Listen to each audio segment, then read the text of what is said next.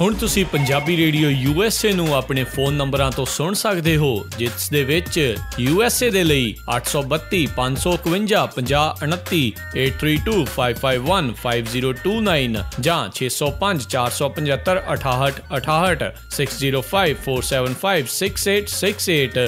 Toronto Canada ਦੇ ਲਈ 6479579633, British Columbia Canada ਲਈ 77865604660 ਜਾਂ 6046709696, ਕੈਲਗਰੀ ਕੈਨੇਡਾ ਦੇ ਲਈ 5873150587, ਇਟਲੀ ਦੇ ਲਈ 396899970694, ਪਾਕਿਸਤਾਨ ਦੇ ਲਈ 9202137130, UK ਦੇ ਲਈ 3300101100, 3300101100, ਜਰਮਨੀ ਦੇ ਲਈ 5118090404, 511 80 90 40 41, ਫਰਾਂਸ ਦੇ ਲਈ 3318014255, 33 180 142 595,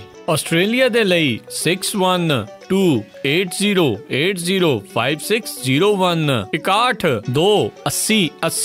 6128080501। ਹੁਣ ਤੁਸੀਂ ਆਪਣੇ ਦੇਸ਼ਾਂ ਦੇ ਵਿੱਚੋਂ ਇਹਨਾਂ ਨੰਬਰਾਂ ਦੇ ਉੱਤੇ ਕਾਲ ਕਰਕੇ ਪੰਜਾਬੀ ਰੇਡੀਓ USA ਨੂੰ ਲਾਈਵ ਸੁਣ ਸਕਦੇ ਹੋ। ਇਸ ਦੇ ਨਾਲ ਹੀ ਤੁਸੀਂ ਖਬਰਾਂ, ਖਬਰ ਤੇ ਨਜ਼ਰ, ਸਿਹਤ ਸੰਭਾਲ ਦਾ ਪ੍ਰੋਗਰਾਮ, ਨਾਨ ਸਟਾਪ ਪੰਜਾਬੀ ਗੀਤ, ਗੁਰਬਾਣੀ ਰੇਡੀਓ, ਸ਼੍ਰੀ ਦਰਬਾਰ ਸਾਹਿਬ ਜੀ ਦੇ ਹੁਕਮਨਾਮਾ ਸਾਹਿਬ ਦੀ ਵਿਆਖਿਆ ਪੰਜਾਬੀ ਅਤੇ ਅੰਗਰੇਜ਼ੀ ਦੇ ਵਿੱਚ, ਵੱਖ-ਵੱਖ ਗੁਰੂ ਘਰਾਂ ਦਾ ਸਿੱਧਾ ਪ੍ਰਸਾਰਣ, ਇਹ ਸਾਰਾ ਕੁਝ ਇਹਨਾਂ ਨੰਬਰਾਂ ਤੇ ਡਾਇਲ ਕਰਕੇ ਸੁਣ ਸਕਦੇ ਹੋ, ਜਾਂ ਸਾਡੀ ਵੈਬਸਾਈਟ www.punjabiradiousa.com ਤੇ ਵੀ ਸੁਣ ਸਕਦੇ ਹੋ। ਸੁਣਦੇ ਰਹੋ Punjabi radio USA। Punjabi radio USA ਸੁਣ ਰਹੇ ਸਾਰੇ ਹੀ ਮਾਣਯੋਗ ਅਤੇ ਸਤਿਕਾਰਤ ਸਰੋਤਿਆਂ ਨੂੰ ਪੰਜਾਬੀ ਰੇਡੀਓ USA ਦੀ ਟੀਮ ਅਤੇ ਮੇਰੇ ਰਾਜਕਰਨਵੀਰ ਸਿੰਘ ਵੱਲੋਂ ਆਪ ਜੀ ਨੂੰ ਬਹੁਤ ਪਿਆਰ ਸਤਿਕਾਰ ਸਹਿਤ ਦੋਨੋਂ ਹੱਥ ਜੋੜ ਕੇ ਨਿੱਘੀ ਜਿਹੀ ਸਤਿ ਸ੍ਰੀ ਅਕਾਲ ਸਭ ਨੂੰ ਜੀ ਆਇਆਂ ਨੂੰ ਆਖਦੇ ਹਾਂ। ਸੋਤੇ ਪ੍ਰੋਗਰਾਮ ਖਬਰ ਤੇ ਨਜ਼ਰ ਲੈ ਕੇ ਹਾਜ਼ਰ ਹੋ ਚੁੱਕੇ ਹਾਂ। ਪ੍ਰੋਗਰਾਮ ਖਬਰ ਤੇ ਨਜ਼ਰ ਦੇ ਵਿੱਚ ਅੱਜ ਦੇ ਦਿਨ ਸਾਡੇ ਨਾਲ ਜੁੜਦੇ ਨੇ ਬਲਤੇਜ ਪੰਨੂ ਜੀ। ਬਲਤੇਜ ਪੰਨੂ ਜੀ ਦੇ ਨਾਲ ਆਪਾਂ ਗੱਲਬਾਤ ਕਰਦੇ ਹਾਂ। ਪੰਜਾਬ ਭਾਰਤ ਦੇ ਵਿੱਚ ਕਿਹੜੀਆਂ ਖਬਰਾਂ ਚੱਲ ਰਹੀਆਂ, ਪਿੱਛੇ ਕੀ ਚੱਲ ਰਿਹਾ ਆ, ਉਹ ਗਹਿਰਾਈ ਤੱਕ ਜਾਣ ਦੀ ਜਿਹੜੀ ਸਾਡੀ ਕੋਸ਼ਿਸ਼ ਰਹਿੰਦੀ ਆ। ਸਾਡੇ ਨਾਲ ਜੁੜ ਚੁੱਕੇ ਨੇ ਪਟਿਆਲਾ ਸਟੂਡੀਓਜ਼ ਤੋਂ ਇਸ ਟਾਈਮ ਬਲਤੇਜ ਪੰਨੂ ਜੀ। ਜੀ ਆਇਆਂ ਨੂੰ, ਸਤਿ ਸ਼੍ਰੀ ਅਕਾਲ ਹੈ ਬਲਤੇਜ ਪੰਨੂ ਜੀ। ਧੰਨਵਾਦ ਜੀ, ਬਹੁਤ ਮਿਹਰਬਾਨੀ, ਸਤਿ ਸ਼੍ਰੀ ਅਕਾਲ ਜੀ। ਸਾਡੇ ਅੱਜ ਦੇ ਪ੍ਰੋਗਰਾਮ ਖਬਰ ਤੇ ਨਜ਼ਰ ਉਸ ਨੂੰ ਸਪਾਂਸਰ ਕਰਦੇ ਨੇ ਖਾਲਸਾ ਇੰਸ਼ੋਰੈਂਸ ਏਜੰਸੀ ਵਾਲੇ, ਜਿਨ੍ਹਾਂ ਦਾ ਫੋਨ ਨੰਬਰ 4082722500। ਇਹਨਾਂ ਦੇ ਕੋਲੋਂ ਤੁਸੀਂ ਹਰ ਤਰ੍ਹਾਂ ਦੀ ਇੰਸ਼ੋਰੈਂਸ ਆ ਉਹ ਕਰਵਾ ਸਕਦੇ ਹੋ। ਇਸ ਦੇ ਨਾਲ ਨਾਲ ਗੁਰਦੀਪ ਸਿੰਘ ਵਿਰਦੀ ਜੀ, ਗੁਰਜੀਤ ਸਿੰਘ ਚਾਂਪੁਰ ਜੀ, ਸਤਨਾਮ ਸਿੰਘ ਸ਼ੇਰਗਿੱਲ ਜੀ, ਹਰਕੇਵਲ ਸਿੰਘ ਅਤੇ ਰਵਿੰਦਰ ਕੌਰ ਅਟਵਾਲ ਜੀ, ਇਹਨਾਂ ਸਾਰਿਆਂ ਦਾ ਬਹੁਤ ਬਹੁਤ ਅਸੀਂ ਧੰਨਵਾਦ ਕਰਦੇ ਹਾਂ। ਜੇ ਤੁਸੀਂ ਜਾਂ ਕੋਈ ਹੋਰ ਕਾਰੋਬਾਰ ਵੀ ਇਸ ਪ੍ਰੋਗਰਾਮ ਨੂੰ ਸਪਾਂਸਰ ਕਰਨਾ ਚਾਹੁੰਦੇ ਹੋ, ਉਸ ਦੇ ਲਈ ਸੰਪਰਕ ਕਰ ਸਕਦੇ ਹੋ। ਨੰਬਰ 408 722 7698 408 722 7698 ਦੇ ਉੱਤੇ। ਅਤੇ ਪੰਨੂ ਜੀ, ਆਪਣੀ ਗੱਲਬਾਤ ਦਾ ਸਿਲਸਿਲਾ ਸ਼ੁਰੂ ਕਰਦੇ ਹਾਂ। ਭਾਰਤ ਵੱਲੋਂ ਲਖਵੀ ਦੀ ਜਿਹੜੀ ਰਿਹਾਈ ਆ ਉਸ ਦਾ ਜਿਹੜਾ ਕੜਾ ਵਿਰੋਧ ਕੀਤਾ ਜਾ ਰਿਹਾ ਜੀ। ਇੱਕ ਵਾਰੀ ਫੇਰ ਮੁੱਦਾ ਜਿਹੜਾ ਜੀ ਉਹ ਦੋਵਾਂ ਮੁਲਕਾਂ ਦੇ ਵਿਚਾਲੇ ਕਿਤੇ ਨਾ ਕਿਤੇ ਜੀ ਜਿਹੜੀ ਤਰੇੜਾਂ ਨੇ ਉਹਨੂੰ ਹੋਰ ਡੂੰਘੀਆਂ ਜਿਹੜਾ ਜੀ ਉਹ ਕਰੂਗਾ ਜੀ। ਔਰ ਪਾਕਿਸਤਾਨ ਦੀ ਅਦਾਲਤ ਦੇ ਵੱਲੋਂ ਜਿਹੜਾ ਲਸ਼ਕਰ ਤਾਇਬਾ ਦਾ ਮੁਖੀ ਹੈ, ਮੁੰਬਈ ਹਮਲਿਆਂ ਦੇ ਵਾਸਤੇ ਉਹ ਨਿੱਕੀ ਧਾਰਾ ਦੱਸਿਆ ਜਾਂਦਾ, ਜ਼ਕੀ ਉਰ ਰਹਿਮਾਨ ਲਖਵੀ, ਉਹਦੀ ਰਿਹਾਈ ਸੰਬੰਧੀ ਹੁਕਮਾਂ ਨੇ ਭਾਰਤ ਨੇ ਅੱਜ ਹੀ ਬੁਰਾ ਮਨਾਇਆ ਔਰ ਪਾਕਿਸਤਾਨ ਦੇ ਹਾਈ ਕਮਿਸ਼ਨਰ ਦੇ ਕੋਲੇ ਰੋਸ ਜਿਹੜਾ ਉਹਦਾ ਪ੍ਰਗਟਾਵਾ ਕੀਤਾ। ਭਾਰਤ ਨੇ ਆਪਣੇ ਰੋਸ ਦੇ ਵਿੱਚ ਇਹ ਗੱਲ ਕਹੀ ਹੈ ਕਿ ਪਾਕਿਸਤਾਨ ਦੀ ਸਰਕਾਰ ਦੀ ਇਹ ਜ਼ਿੰਮੇਵਾਰੀ ਹੈ ਕਿ ਉਹ ਲਖਵੀ ਦਾ ਜੇਲ੍ਹ ਦੇ ਵਿੱਚੋਂ ਬਾਹਰ ਨਾ ਆਉਣਾ ਬਣਾਵੇ।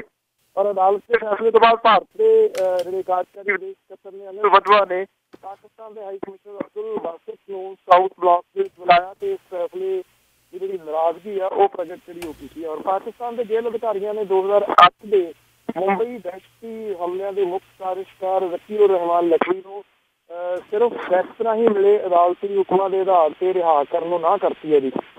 ਅਦਿਆਲਾ ਜੇਲ੍ਹ ਰਾਵਲਪਿੰਡੀ ਦੇ ਜਿਹੜੇ ਸੂਤਰ ਨੇ ਉਹਨਾਂ ਦੇ ਮੁਤਾਬਕ ਵੀ ਲਖਵੀ ਦੇ ਵਕੀਲ ਨੂੰ ਦੱਸਦਾ ਹੈ ਕਿ ਉਹ ਫੈਕਸ ਰਾਹੀਂ ਮਿਲੇ ਇਸਲਾਮਾਬਾਦ ਹਾਈ ਕੋਰਟ ਦੇ ਹੁਕਮਾਂ ਤੇ ਲਖਵੀ ਨੂੰ ਰਿਹਾ ਨਹੀਂ ਕਰ ਸਕਦਾ। ਅਦਾਲਤ ਨੇ ਤਸਦੀਕ ਸ਼ੁਦਾ ਹੁਕਮਾਂ ਦੀ ਕਾਪੀ ਜਿਹੜੀ ਆ ਉਹ ਜੇਲ੍ਹ ਦੇ ਵਿੱਚ ਮੰਗੀ ਹੈ। ਸ਼ਾਇਦ ਇਸ ਕਰਕੇ ਮੰਗੀ ਹੈ ਜੀ ਕਿ ਉਦੋਂ ਪਹਿਲਾਂ ਸ਼ਾਇਦ ਪਾਕਿਸਤਾਨ ਦੇ ਵਿੱਚ ਜਿਹੜਾ ਜੀ ਉਹਨੂੰ ਕਿਸੇ ਨਾ ਕਿਸੇ ਹੋਰ ਕੇਸ ਦੇ ਵਿੱਚ ਜਿਹੜਾ ਜੀ ਉਹ ਰੱਖਿਆ ਜਾ ਸਕੇ, ਕਿਉਂਕਿ ਪਾਕਿਸਤਾਨ ਦੇ ਉੱਤੇ ਇਹ ਜਿਹੜਾ ਦਬਾਅ ਹੋਇਆ ਜੀ ਇਹ ਇੰਟਰਨੈਸ਼ਨਲ ਲੈਵਲ ਦੇ ਉੱਤੇ ਵੀ ਹੈ, ਸਿਰਫ ਭਾਰਤ ਦਾ ਨਹੀਂ ਹੈ ਜੀ। ਜੀ ਜੀ ਜੀ ਬਿਲਕੁਲ। ਅਤੇ ਅਗਲੀ ਜਿਹੜੀ ਆਪਾਂ ਗੱਲ ਕਰਦੇ ਹਾਂ, ਪੰਜਾਬ ਦੇ ਕਮਾਊ ਪੁੱਤ ਸ਼ਰਾਬ ਆ, ਉਹ ਕਹਿੰਦੇ ਜੀ ਹੁਣ ਜ਼ਿਆਦਾ ਕਮਾਈ ਕਰਕੇ ਘਰ ਲਿਆਇਆ ਕਰੂਗਾ। ਬਿਲਕੁਲ ਜੀ, ਜਿਹੜੇ ਨਵੀਂ ਨੀਤੀ ਆਈ ਹੈ ਜੀ ਉਹਦੇ ਤਹਿਤ ਜਿਹੜਾ ਜੀ ਇਹ ਕੀਤਾ ਗਿਆ ਜੀ ਕਿ ਆਉਂਦੇ ਵਰ੍ਹੇ ਤੋਂ ਸਰਕਾਰ ਜਿਹੜੀ ਆ ਉਹ 50 ਤੋਂ 40 ਕਰੋੜ ਰੁਪਈਆ ਜਿਹੜਾ ਉਹ ਵੱਟੂਗੀ ਸ਼ਰਾਬ ਤੋਂ। ਔਰ ਇਹ ਜਿਹੜਾ ਚੱਲ ਰਿਹਾ ਸਾਲ ਹੈ ਜੀ, ਜਿਹੜਾ 31 ਮਾਰਚ ਨੂੰ ਖਤਮ ਹੋਣਾ, ਇਹਦੇ ਨਾਲੋਂ 360 ਕਰੋੜ ਰੁਪਈਆ ਜਿਹੜਾ ਜੀ ਉਹ ਵਾਧੂ ਜਿਹੜਾ ਜੀ ਉਹ ਕਮਾਊਗੀ। ਸ਼ਰਾਬ ਦੇ ਭਾਅ ਦੇ ਉੱਤੇ ਕੰਟਰੋਲ ਕਰਕੇ ਬੋਤਲ ਦਾ ਮੁੱਲ ਜਿਹੜਾ ਜੀ ਉਹ ਚਲੰਤ ਮਾਲੀ ਸਾਲ ਦੇ ਬਰਾਬਰ ਰੱਖਣ ਦਾ ਦਾਅਵਾ ਕੀਤਾ ਗਿਆ ਹੈ। ਪਰ ਆਬਕਾਰੀ ਵਿਭਾਗ ਦੇ ਜਿਹੜੇ ਸੂਤਰ ਨੇ ਦੱਸਦੇ ਨੇ ਕਿ ਸ਼ਰਾਬ ਦੀ ਜਿਹੜੀ ਬੋਤਲ ਆ, ਅੰਗਰੇਜ਼ੀ ਸ਼ਰਾਬ ਦੀ ਬੋਤਲ ਜਿਹੜੀ ਆ ਮੌਜੂਦਾ ਭਾਅ ਤੋਂ 15 ਤੋਂ 20 ਰੁਪਈਏ ਮਹਿੰਗੀ ਹੋਊਗੀ। ਸਰਕਾਰ ਨੇ 360 ਕਰੋੜ ਰੁਪਈਏ ਦਾ ਵਾਧੂ ਮਾਲੀਆ ਇੰਸੀਡੈਂਟ ਚਾਰਜਸ ਦੇ ਰਾਹੀਂ ਜਿਹੜਾ ਜੀ ਉਹ ਇਕੱਠਾ ਕਰਨ ਦਾ ਟੀਚਾ ਜਿਹੜਾ ਉਹ ਮਿਥਿਆ।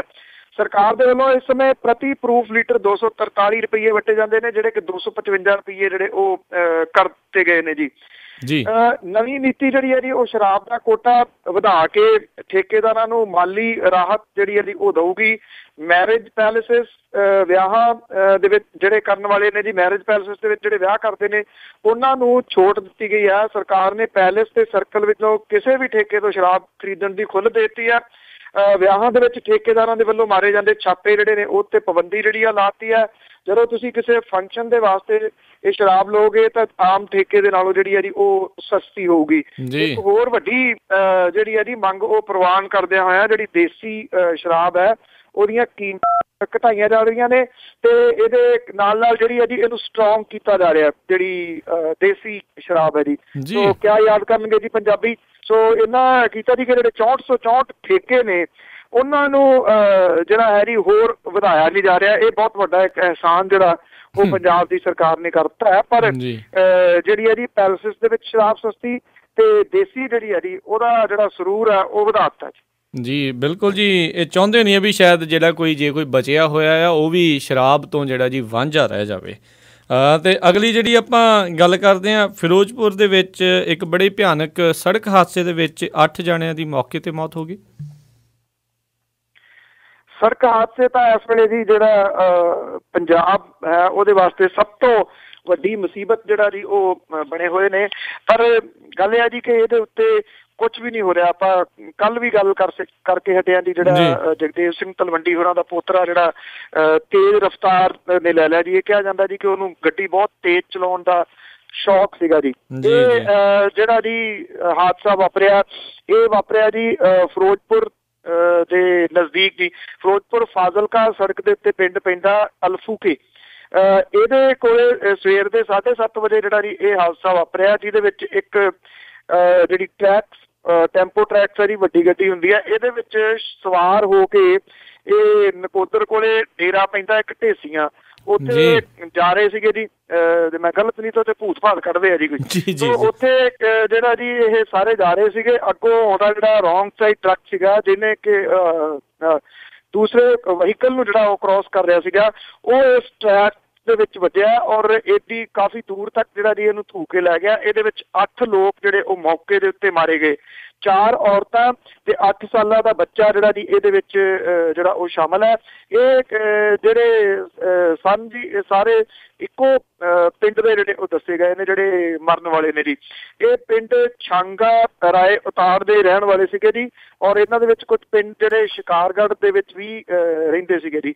ਸਰਕਾਰ ਨੇ ਲੱਖ ਰੁਪਈਆ ਮਰਨ ਵਾਲਿਆਂ ਨੂੰ 25,000 ਰੁਪਈਆ ਜਿਹੜਾ ਜੀ ਉਹ ਜ਼ਖਮੀ ਹੋਣ ਵਾਲਿਆਂ ਨੂੰ ਦੇਣ ਦਾ ਐਲਾਨ ਜਿਹੜਾ ਜੀ ਕਰਕੇ ਆਪਣੀ ਜ਼ਿੰਮੇਵਾਰੀ ਪੂਰੀ ਕਰ ਦਿੱਤੀ ਹੈ ਜੀ। ਬਿਲਕੁਲ ਜੀ, ਪਰ ਉਸ ਤੋਂ ਇਲਾਵਾ ਨਾ ਲੋਕਾਂ ਨੇ ਆਪਣੀ ਜ਼ਿੰਮੇਵਾਰੀ ਸਮਝ ਰਹੇ ਆ ਤੇ ਨਾ ਹੀ ਸਰਕਾਰਾਂ ਵੀ ਕੜੇ ਜਿਹੜੇ ਕਾਨੂੰਨ ਬਣਾ ਕੇ ਤੇ ਉਹਨਾਂ ਕਾਨੂੰਨਾਂ ਨੂੰ ਲਾਗੂ ਕੀਤਾ ਜਾਵੇ। ਅਗਲੇ ਜਿਹੜੇ ਆਪਾਂ ਗੱਲ ਕਰਦੇ ਹਾਂ ਵੀ ਵਿਰੋਧੀਆਂ ਦੀ ਇਕਜੁੱਟਤਾ ਨੂੰ ਦੇਖਦੇ ਹੋਏ ਸਰਕਾਰ ਆ ਉਹ ਘੁੱਟਣੇ ਟੇਕੇਗੀ। ਜਿਹੜੀ ਸੈਂਟਰ ਦੇ ਵਿੱਚ ਜਿਹੜੀ ਵਿਰੋਧੀ ਧਿਰ ਹੈ ਜੀ ਉਹਨੇ ਐਕਚੁਅਲੀ ਸੋਨੀਆ ਗਾਂਧੀ ਦੀ ਅਗਵਾਈ ਦੇ ਵਿੱਚ ਜਿਹੜਾ ਜੀ ਇਹ ਇਕਜੁੱਟਤਾ ਜਿਹੜੀ ਸੀ ਉਹ ਦਿਖਾਈ। ਸਰਕਾਰ ਨੂੰ ਸੰਸਦ ਦੇ ਵਿੱਚ ਨਮੋਸ਼ੀ ਜਿਹੜੀ ਸੀ ਉਹਦਾ ਸਾਹਮਣਾ ਕਰਨਾ ਪਿਆ। ਜਿਹੜੀ ਵਿਰੋਧੀ ਧਿਰ ਸੀਗੀ ਉਹਨੇ ਵਿੱਤ ਮੰਤਰੀ ਅਰੁਣ ਜੇਤਲੀ ਦੀ ਗੈਰ ਹਾਜ਼ਰੀ ਨੂੰ ਮੁੱਦਾ ਬਣਾ ਕੇ ਲੋਕ ਸਭਾ ਦੇ ਵਿੱਚ ਬਜਟ ਤੇ ਬਹਿਸ ਜਿਹੜੀ ਆ ਉਹ ਸੋਮਵਾਰ ਤੱਕ ਮੁਲਤਵੀ ਕਰਨ ਦੇ ਵਾਸਤੇ ਮਜਬੂਰ ਜਿਹੜਾ ਉਹ ਕਰ ਦਿੱਤਾ। ਸੋਨੀਆ ਗਾਂਧੀ ਨੇ ਪਾਰਟੀ ਦੇ ਮੈਂਬਰਾਂ ਨੂੰ ਇਹ ਮੁੱਦਾ ਜ਼ੋਰ ਸ਼ੋਰ ਨਾਲ ਉਠਾਉਣ ਦੇ ਵਾਸਤੇ ਪ੍ਰੇਰਿਆ। ਬਹਿਸ ਮੁਲਤਵੀ ਕਰਵਾਉਣ ਦੇ ਵਿੱਚ ਉਹ ਕਾਫੀ ਸਰਗਰਮ ਵੀ ਨਜ਼ਰ ਜਿਹੜੀ ਸੀ ਉਹ ਆਈ। ਜਦੋਂ ਮਿੱਥੇ ਹੋਏ ਪ੍ਰੋਗਰਾਮ ਦੇ ਮੁਤਾਬਕ ਦੁਪਹਿਰੇ ਸੰਸਦ ਦੀ ਕਾਰਵਾਈ ਸ਼ੁਰੂ ਹੋਈ ਤਾਂ ਕੇਂਦਰੀ ਰਾਜ ਵਿੱਤ ਮੰਤਰੀ ਜੈਨ ਸਿੰਘ ਨੇ ਸੰਬੋਧਨ ਕਰਨਾ ਸ਼ੁਰੂ ਕੀਤਾ ਤਾਂ ਕਾਂਗਰਸੀ ਮੈਂਬਰਾਂ ਨੇ ਸਪੀਕਰ ਦੀ ਕੁਰਸੀ ਦੇ ਮੂਹਰੇ ਪਹੁੰਚ ਕੇ ਰੌਲਾ ਪਾਉਣਾ ਸ਼ੁਰੂ ਕਰਤਾ ਔਰ ਇਹ ਜ਼ੋਰ ਦਿੱਤਾ ਕਿ ਬਜਟ ਤੇ ਬਹਿਸ ਨਹੀਂ ਹੋ ਸਕਦੀ ਕਿਉਂਕਿ ਵਿੱਤ ਮੰਤਰੀ ਅਰੁਣ ਜੇਤਲੀ ਸਦਨ ਦੇ ਵਿੱਚ ਹਾਜ਼ਰ ਨਹੀਂ ਹੈਗੇ। ਕਾਂਗਰਸ ਦੇ ਮੈਂਬਰਾਂ ਨੇ ਆਪਣਾ ਜਿਹੜਾ ਉਹਨਾਂ ਦਾ ਆਗੂ ਆ ਮਲਿਕਾਰਜੁਨ ਖੜਗੇ ਉਹਦੀ ਅਗਵਾਈ ਦੇ ਵਿੱਚ ਜ਼ੋਰ ਦਿੱਤਾ ਜੀ ਕਿ ਇਸ ਅਹਿਮ ਮਾਮਲੇ ਤੇ ਵਿੱਤ ਮੰਤਰੀ ਦੀ ਗੈਰ ਹਾਜ਼ਰੀ ਦੇ ਵਿੱਚ ਬਹਿਸ ਜਿਹੜੀ ਆ ਉਹ ਨਹੀਂ ਕੀਤੀ ਜਾ ਸਕਦੀ। ਸਦਨ ਦੀ ਕਾਰਵਾਈ ਜਿਹੜੀ ਸੀ ਉਹ 15 ਮਿੰਟ ਦੇ ਵਾਸਤੇ ਅੱਗੇ ਸ਼ੁਰੂ ਹੋਈ ਪਾ ਦਿੱਤੀ ਗਈ ਜੀ। ਜਦੋਂ ਸਦਨ ਦੀ ਕਾਰਵਾਈ ਮੁੜ ਕੇ ਸ਼ੁਰੂ ਹੋਈ ਤਾਂ ਇਸ ਮਾਮਲੇ ਦੇ ਹੱਕ ਦੇ ਵਿੱਚ ਤੇ ਵਿਰੋਧ ਦੇ ਵਿੱਚ ਮੈਂਬਰਾਂ ਦੇ ਵੱਲੋਂ ਦਲੀਲਾਂ ਦਿੰਦਿਆਂ 1 ਘੰਟਾ ਲੰਘ ਗਿਆ। ਇਹਦੇ ਦੌਰਾਨ ਸੰਸਦੀ ਮਾਮਲਿਆਂ ਦੇ ਮੰਤਰੀ ਜਿਹੜੇ ਨੇ ਵੈਂਕਈਆ ਨਾਇਡੂ ਉਹਨੇ ਪੱਖ ਪੇਸ਼ ਕਰਦਿਆਂ ਕਿਹਾ ਕਿ ਜੇ ਕਾਂਗਰਸ ਵਿੱਤ ਮੰਤਰੀ ਦੀ ਗੈਰ ਹਾਜ਼ਰੀ ਦੇ ਵਿੱਚ ਬਹਿਸ ਨਹੀਂ ਕਰਨਾ ਚਾਹੁੰਦੀ ਤਾਂ ਬਾਕੀ ਪਾਰਟੀਆਂ ਦੇ ਆਗੂ ਬਹਿਸ ਜਿਹੜਾ ਉਹ ਕਰ ਸਕਦੇ ਨੇ। ਔਰ ਵਿੱਤ ਮੰਤਰੀ ਅਰੁਣ ਜੇਤਲੀ ਲੰਡਨ ਗਏ ਨੇ ਜਿੱਥੇ ਉਹਨਾਂ ਨੇ ਮਹਾਤਮਾ ਗਾਂਧੀ ਦੇ ਬੁੱਤ ਤੋਂ ਪਰਦਾ ਜਿਹੜਾ ਜੀ ਉਹ ਚੁੱਕਣਾ ਉਹ ਅਹਿਮ ਸੀਗਾ ਤੇ ਜਿਹੜੀ ਬਜਟ ਤੇ ਬਹਿਸ ਸੀ ਉਹ ਅਹਿਮ ਨਹੀਂ ਸੀਗੀ। ਪਰ ਜਿਹੜੀ ਵਿਰੋਧੀ ਧਿਰ ਸੀਗੀ ਜੀ ਉਹਦੇ ਜ਼ਬਰਦਸਤ ਵਿਰੋਧ ਤੇ ਮੂਹਰੇ ਜਿਹੜਾ ਜੀ ਉਹ ਝੁਕਣਾ ਪਿਆ ਸਰਕਾਰ ਨੂੰ ਤੇ ਇਹ ਜਿਹੜੀ ਬਹਿਸ ਸੀ ਇਹ ਸੋਮਵਾਰ ਤੱਕ ਮੁਲਤਵੀ ਜਿਹੜੀ ਉਹ ਕਰਨੀ ਪਏਗੀ। ਜੀ ਬਿਲਕੁਲ। ਤੇ ਅਗਲੀ ਜਿਹੜੀ ਆਪਾਂ ਗੱਲ ਕਰਦੇ ਹਾਂ ਇਹ ਡਾਕਟਰ ਸਵਾਮੀਨਾਥਨ ਦਾ ਕਹਿਣਾ ਵੀ ਪੰਜਾਬ ਨੂੰ ਵਿਸ਼ੇਸ਼ ਖੇਤੀ ਜ਼ੋਨ ਐਲਾਨਿਆ ਜਾਵੇ।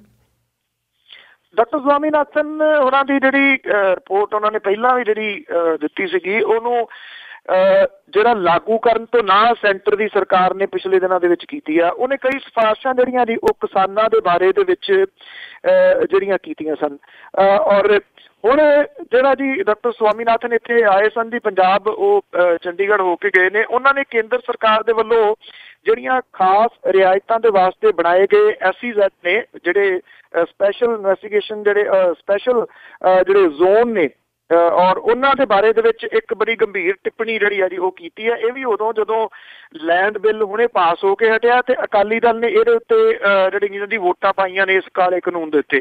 ਜਿਹੜੇ ਡਾਕਟਰ ਸਵਾਮੀਨਾਥਨ ਨੇ ਉਹ ਕਹਿੰਦੇ ਨੇ ਕਿ ਜਿਹੜਾ ਸਪੈਸ਼ਲ ਇਕਨੋਮਿਕ ਜ਼ੋਨ ਆ ਜੀ ਇਹਨੂੰ ਇੱਕ ਰੀਅਲ ਸਟੇਟ ਦਾ ਧੰਦਾ ਜਿਹੜਾ ਜੀ ਉਹ ਬਣਾ ਲਿਆ ਗਿਆ।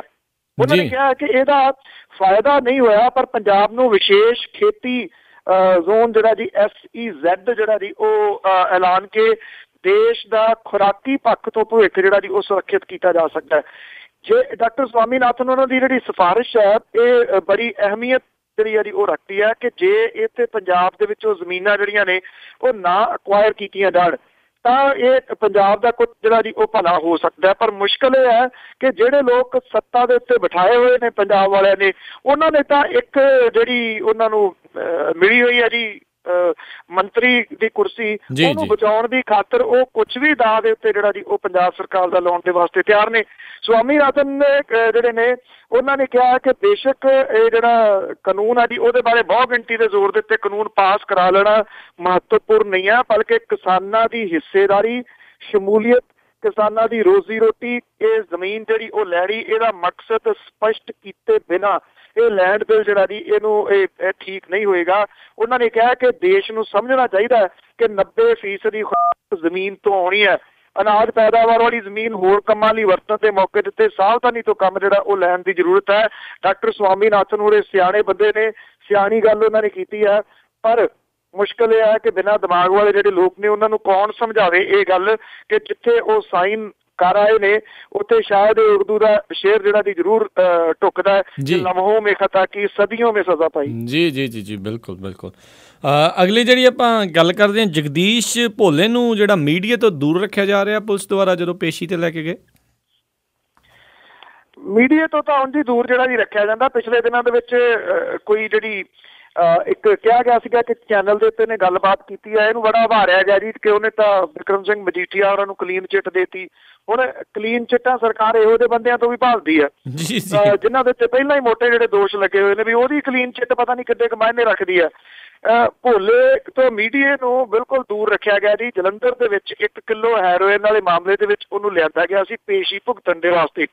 ਇੱਥੇ ਪੇਸ਼ੀ ਦੇ ਉੱਤੇ ਜਿਹੜਾ ਜੀ ਸੁਖਜੀਤ ਚਹਿਲ ਵੀ ਆਇਆ ਸੀਗਾ ਜਿਹਨੇ ਪਿਛਲੇ ਦਿਨਾਂ ਦੇ ਵਿੱਚ ਜਿਹੜਾ ਈਡੀ ਨੇ ਚਲਾਨ ਪੇਸ਼ ਕੀਤਾ, ਉਹਦੇ ਵਿੱਚ ਜਿਹੜਾ 35 ਲੱਖ ਰੁਪਈਆ ਉਹਨੇ ਬਿਕਰਮ ਸਿੰਘ ਮਜੀਠੀਏ ਨੂੰ ਜਿਹੜੀ ਦੇਣ ਦੀ ਗੱਲ ਜਿਹੜੀ ਹੈ ਜੀ ਉਹ ਕਹੀ ਆ, ਉਹ ਬੰਦਾ ਜਿਹੜੇ ਪੁਲਿਸ ਵਾਲੇ ਸਨ ਜੀ ਉਹ ਬਿਨਾਂ ਵਰਦੀ ਤੋਂ ਕੁਝ ਜਿਹੜੇ ਸਨ ਉਹ ਵੀਡੀਓਗ੍ਰਾਫੀ ਕਰ ਰਹੇ ਸਨ ਸਾਰੀ ਦੀ ਸਾਰੀ, ਕਿ ਇਹਦੇ ਕਿਹੜਾ ਮੀਡੀਆ ਵਾਲਾ ਜਿਹੜਾ ਜੀ ਉਹ ਕੀ ਕਰ ਰਿਹਾ। ਇਹ ਮੀਡੀਆ ਵਾਲਿਆਂ ਦੀ ਵੀਡੀਓਗ੍ਰਾਫੀ ਜਿਹੜੀ ਹੋ ਰਹੀ ਸੀ। ਭੋਲੇ ਨੇ ਉੱਚੀ ਦਿਨ ਇਹ ਕਿਹਾ ਕਿ ਅਗਲੀ ਪੇਸ਼ੀ ਦੇ ਉੱਤੇ ਮੈਂ ਤੁਹਾਨੂੰ ਕੁਝ ਖੁਲਾਸੇ ਕਰੂੰਗਾ।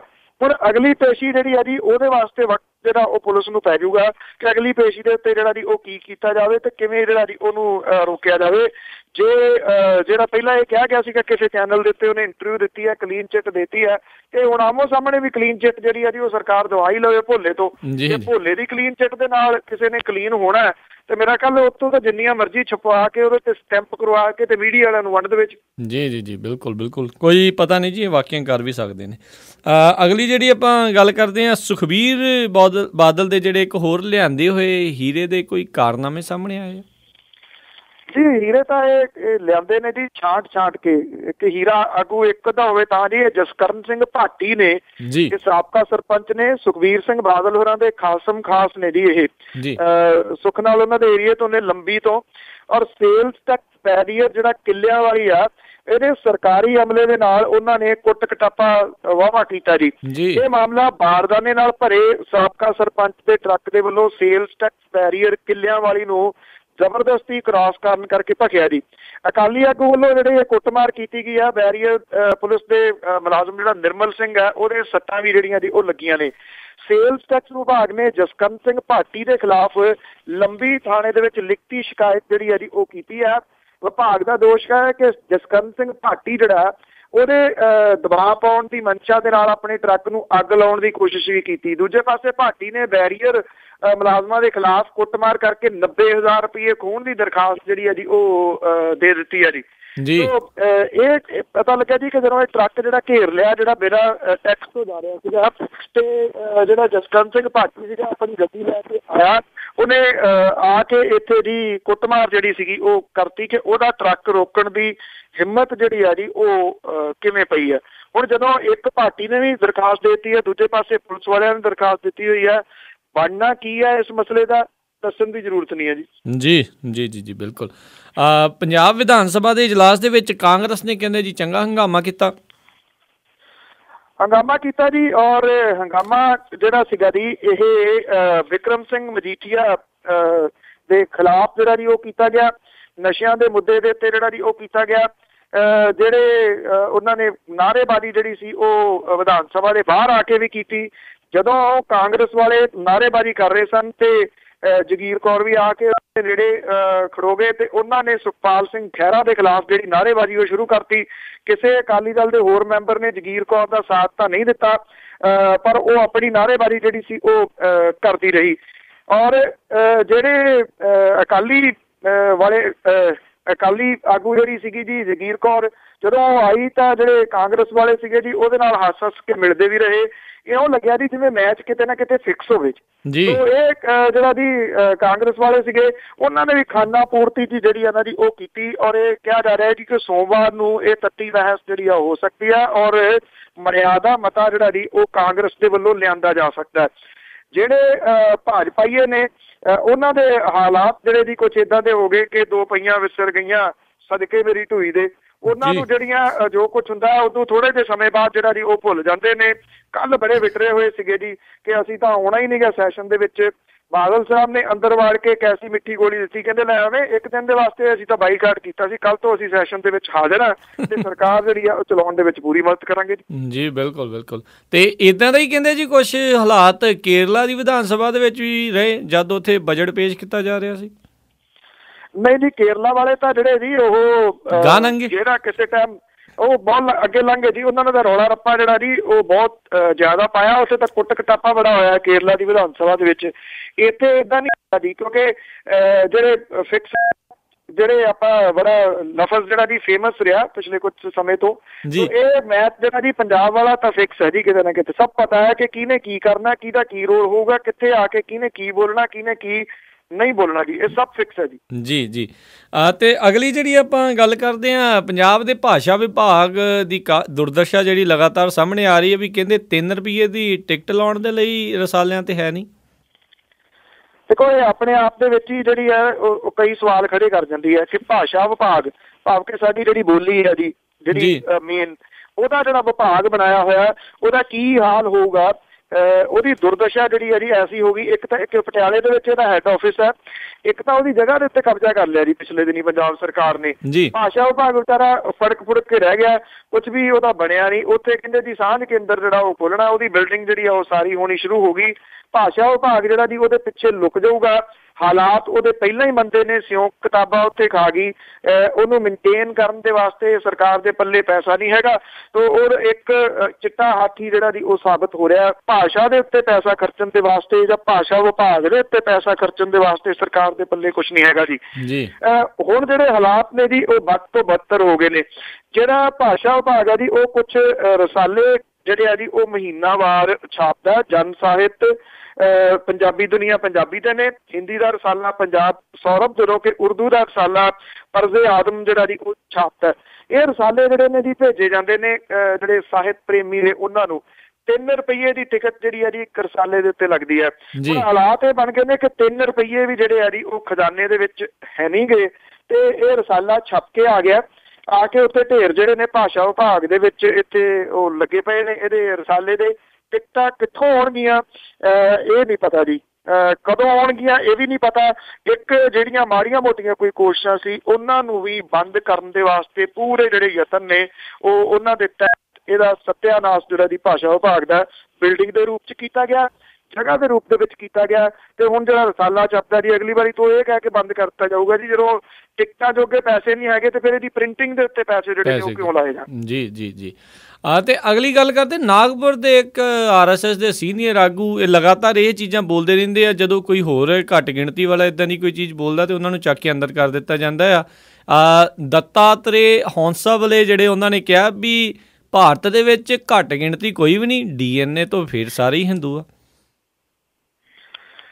ਉਹ ਤਾਂ ਦੇਖੋ ਇਹਦੀ ਜਿਹੜੀ ਐਕਚੁਅਲੀ ਗੰਭੀਰਤਾ ਹੈ ਨਾ ਜੀ ਇਹਨਾਂ ਗੱਲਾਂ ਦੀ, ਉਹ ਇਸ ਚੀਜ਼ ਤੋਂ ਲੱਗਦੀ ਹੈ ਕਿ ਜਦੋਂ ਨਰਿੰਦਰ ਮੋਦੀ ਸੰਘ ਦਾ ਜਿਹੜਾ ਬਣਾਇਆ ਹੋਇਆ ਇੱਕ ਢਾਂਚਾ ਹੈ ਉਹਦੇ ਵਿੱਚੋਂ ਨਿਕਲਣ ਦੀ ਕੋਸ਼ਿਸ਼ ਕਰੂਗਾ, ਉਦੋਂ ਇੱਦਾਂ ਦੇ ਬਿਆਨ ਜਿਹੜੇ ਨੇ ਉਹ ਆਉਣਗੇ ਜੀ। ਸੰਘ ਪਰਿਵਾਰ ਜਿਹੜਾ ਜੀ ਉਹ ਆਪਣੀ ਹੋਂਦ ਜਤਾਉਣ ਦੇ ਵਾਸਤੇ ਉਹਨੇ ਇੱਦਾਂ ਦੇ ਲੋਕ ਜਿਹੜੇ ਉਹ ਛੱਡੇ ਹੋਏ ਨੇ, ਰੱਖੇ ਹੋਏ ਨੇ। ਇਹ ਜਿਹੜੇ ਲੋਕ ਨੇ ਜੀ ਇਹ ਇੱਦਾਂ ਦਾ ਬਿਆਨਬਾਜ਼ੀ ਜਿਹੜੀ ਉਹ ਕਰਕੇ ਫਿਰ ਗੱਲ ਉੱਥੇ ਲਿਆਉਣ ਦੀ ਜਿਹੜੀ ਆ ਜੀ ਉਹ ਕੋਸ਼ਿਸ਼ ਕਰਦੇ ਨੇ ਕਿ ਐਵੇਂ ਇਸ ਢਾਂਚੇ ਦੇ ਵਿੱਚੋਂ ਨਿਕਲਣ ਦੀ ਕੋਸ਼ਿਸ਼ ਜਿਹੜੀ ਆ ਉਹ ਨਰਿੰਦਰ ਮੋਦੀ ਜਾਂ ਉਹਦਾ ਕੋਈ ਮੰਤਰੀ ਨਾ ਕਰੇ। ਇਹ ਢਾਂਚਾ ਆਇਆ, ਇਹ ਖਾਕਾ ਆਇਆ, ਹਿਡਨ ਏਜੰਡਾ ਜਿਹੜਾ ਜੀ ਉਹ ਮੇਰਾ ਖਿਆਲ ਹੁਣ ਤਾਂ ਬਹੁਤਾ ਕੁਝ ਜਿਹੜਾ ਜੀ ਉਹ ਸਾਹਮਣੇ ਆ। ਕੱਲ ਵੀ ਗੱਲ ਕੀਤੀ ਸੀਗੀ ਕਿ ਇੱਕ ਪਾਸੇ ਤਾਂ ਕਰੋੜਾਂ ਰੁਪਈਆ ਖਰਚ ਕੇ ਜਿਹੜਾ ਜੀ ਉਹ ਇਹ ਵੱਡਾ ਪ੍ਰੋਜੈਕਟ ਦੇ ਤੌਰ ਦੇ ਉੱਤੇ ਪ੍ਰਚਾਰਿਆ ਜਾ ਰਿਹਾ, ਹਰ ਜਗ੍ਹਾ ਤੇ, ਹਰ ਟੈਲੀਵਿਜ਼ਨ ਦੇ ਉੱਤੇ, ਹਰ ਥੀਏਟਰ ਦੇ ਵਿੱਚ, ਹਰ ਅਖਬਾਰ ਦੇ ਵਿੱਚ ਐਡ ਜਿਹੜੀ ਹੈ ਜੀ। ਮੈਂ ਦੇਖ ਰਿਹਾ ਸੀ ਕੱਲ ਇੱਕ ਬਹੁਤ ਵੱਡਾ ਗੁਬਾਰਾ ਜਿਹੜਾ ਉੱਪਰ ਚੜਿਆ, ਉਹਦੇ ਉੱਤੇ ਲਿਖਿਆ ਬੇਟੀ ਬਚਾਓ ਬੇਟੀ ਪੜ੍ਹਾਓ। ਦੂਜੇ ਪਾਸੇ ਹਰਿਆਣੇ ਦੇ ਵਿੱਚ ਜਿਹੜਾ ਲਾ ਲਿਆ ਗਿਆ ਜੀ ਬ੍ਰਾਂਡ ਐਂਬੈਸਡਰ ਦੇ ਤੌਰ ਦੇ ਉੱਤੇ, ਬ੍ਰਾਂਡ ਐਂਬੈਸਡਰ, ਉਹ ਮੁੰਡਾ ਜੰਮਣ ਦੀਆਂ ਦਵਾਈਆਂ ਵੇਚੀ ਜਾਂਦਾ ਜੀ। ਹਿਡਨ ਏਜੰਡਾ ਜਿਹੜਾ ਨਾ ਜੀ ਉਹ ਸਮਝਣ ਦੀ ਜ਼ਰੂਰਤ ਹੈ। ਜੇ ਹਿਡਨ ਏਜੰਡਾ ਸਮਝ ਆ ਗਿਆ ਤਾਂ ਫਿਰ ਇਹ ਜਿਹੜੇ ਆ ਜੀ ਬਿਆਨ ਵੀ ਬੜੇ ਤਰੀਕੇ ਦੇ ਨਾਲ ਸਮਝ ਆ ਜਾਣਗੇ ਵੀ ਇਹਨਾਂ ਦਾ ਮਤਲਬ ਆ ਹੈ ਜੀ। ਜੀ ਬਿਲਕੁਲ ਬਿਲਕੁਲ। ਤੇ ਸਰੋਤਿਓ ਇਹ ਸੀਗੀਆਂ ਸਾਡੀਆਂ ਅੱਜ ਦੀਆਂ ਕੁਛ ਖਬਰਾਂ ਜਿਨ੍ਹਾਂ ਦੇ ਡੂੰਘਾਈ ਤੱਕ ਜਾਣ ਦੀ ਕੋਸ਼ਿਸ਼ ਕੀਤੀ ਬਲਤੇਜ ਪੰਨੂ ਜੀ ਦੇ ਨਾਲ। ਤੇ ਬਲਤੇਜ ਪੰਨੂ ਜੀ, ਜਾਣ ਤੋਂ ਪਹਿਲਾਂ ਅੱਜਨਾਮਾ ਤੇ ਚੰਗਾ ਵਧੀਆ ਸਮਾਜ ਸੀ ਰਿੜੀ ਜਾਂਦਾ ਹੁੰਦਾ, ਖਾਸ ਨਹੀਂ ਸੀ ਵਿੰਗ ਮੋੜ ਮੇਲੀ ਜੀ। ਚੰਗਾ ਵਧੀਆ ਸਮਾਜ ਸੀ ਰਿੜੀ ਜਾਂਦਾ ਹੁੰਦਾ, ਖਾਸ ਨਹੀਂ ਸੀ ਵਿੰਗ ਮੋੜ ਬੇਲੀ। ਥੋੜਾ ਬਹੁਤ ਜਦ ਵੈਰ ਵਿਰੋਧ ਦਿਸਦਾ ਉਹਦਾ ਲੱਭ ਜਾਂਦਾ ਮਿਲ ਕੇ ਤੋੜ ਬੇਲੀ। ਟੁੱਟੇ ਹੋਏ ਪਰਿਵਾਰ ਲਈ ਸੱਚ ਜੁੜਦੀ, ਗੱਲਾਂ ਵਿੱਚ ਉਹ ਦਿੰਦੀ ਸੀ ਜੋੜ ਬੇਲੀ। ਭਾਈਚਾਰਾ ਸੀ ਬਹੁਤ ਸਮਾਜ ਦੇ ਵਿੱਚ, ਲੱਗਦੀ ਕਦੇ ਨਹੀਂ ਕਿਸੇ ਨੂੰ ਥੋੜ ਬੇਲੀ। ਜਿਹੜੇ ਜੀਣ ਦਾ ਅਸੀਂ ਹਮਾਨ ਕਰਦੇ ਉਹਦੇ ਅੰਦਰ ਨਾ ਰਹੀ ਅਪਣੱਤ ਬੇਲੀ। ਜਿਹੜੇ ਜੀਣ ਦਾ ਅਸੀਂ ਹਮਾਨ ਕਰਦੇ ਉਹਦੇ ਅੰਦਰ ਨਾ ਰਹੀ ਅਪਣੱਤ ਬੇਲੀ। ਮੈਂ ਮੇਰੀ ਵਿੱਚ ਪਿਆ ਸਮਾਜ ਫਸਿਆ ਜੀ, ਅਕਲਮੰਦਾਂ ਦੀ ਮਾਰੀ ਗਈ ਮੱਤ ਬੇਲੀ। ਮਾਰੀ ਗਈ ਮੱਤ ਬੇਲੀ। ਬਹੁਤ ਬਹੁਤ ਤੁਹਾਡਾ ਧੰਨਵਾਦ ਬਲਤੇਜ ਪੰਨੂ ਜੀ, ਤੁਸੀਂ ਜੁੜੇ ਸਾਡੇ ਨਾਲ। ਅਗਲੇ ਬੁਲੇਟਿਨ ਤੱਕ ਲਈ ਆਪਣੇ ਸਰੋਤਿਆਂ ਤੋਂ ਇਜਾਜ਼ਤ ਮੰਗਦੇ ਹਾਂ। ਬਹੁਤ ਹੀ ਪਿਆਰ ਸਤਿਕਾਰ ਸਹਿਤ ਸਤਿ ਸ਼੍ਰੀ ਅਕਾਲ ਹੈ ਜੀ। ਥੈਂਕ ਯੂ ਜੀ, ਸਤਿ ਸ਼੍ਰੀ ਅਕਾਲ ਜੀ। ਸੋ ਤੁਸੀਂ ਸੁਣ ਰਹੇ ਸੀ ਆਪਾਂ ਅੱਜ ਦਾ ਇਹ ਪ੍ਰੋਗਰਾਮ ਖਬਰ 'ਤੇ ਨਜ਼ਰ, ਅਤੇ ਇਸ ਦੇ ਨਾਲ ਹੀ ਆਪਣਾ ਅੱਜ ਦਾ ਪ੍ਰੋਗਰਾਮ ਇੱਥੇ ਸਮਾਪਤ ਹੈ। ਅਗਲੇ ਬੁਲੇਟਿਨ ਤੱਕ ਲਈ ਮੈਨੂੰ ਰਾਜਕਰਮਵੀਰ ਸਿੰਘ ਨੂੰ ਇਜਾਜ਼ਤ ਦਿਓ। ਮੇਰੇ ਵੱਲੋਂ ਵੀ ਆਪ ਜੀ ਨੂੰ ਬਹੁਤ ਪਿਆਰ ਸਤਿਕਾਰ ਸਹਿਤ ਦੋਨੋਂ ਹੱਥ ਜੋੜ ਕੇ ਨਿੱਘੀ ਜਿਹੀ ਸਤਿ ਸ਼੍ਰੀ ਅਕਾਲ। ਜਿਉਂਦੇ ਵਸਦੇ ਰਹੋ, ਹੱਸਦੇ ਖੇਲਦੇ ਰਹੋ ਅਤੇ ਸੁਣਦੇ ਰਹੋ ਪੰਜਾਬੀ ਰੇਡੀਓ USA।